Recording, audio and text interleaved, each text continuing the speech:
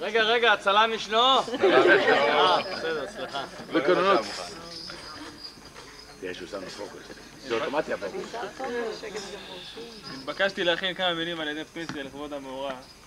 ולמרות שאני לא מאלו שנושא הדברים כמו אלו שדיברו לפניי, אבל בפקודה של החמה לא מפרים. פסיילה.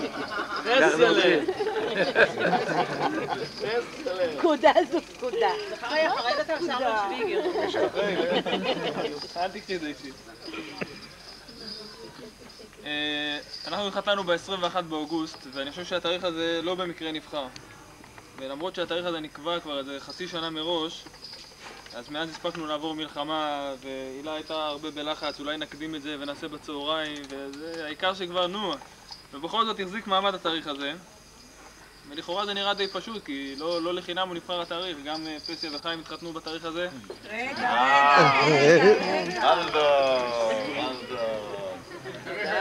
כמה שנים? הוא מצלם את האירוע. הוא מצלם את החתן והחתן. אל תשאל. כשנגיע לזהב נגיד לך. חבר'ה, אתם באתם להקשיב או להפריע? רגע, בית משפט!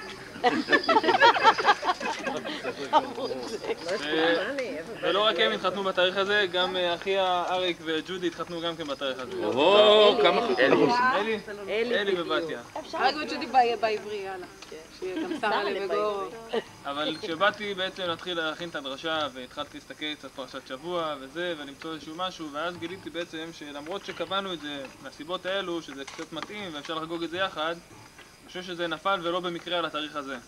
התאריך הזה בעצם מתעטף בשתי פרשיות של השבת הקודמת ושל השבת שלפנינו, שופטים וכי תצא, שמתקשרות למאורע ולכל העניין של החתונה.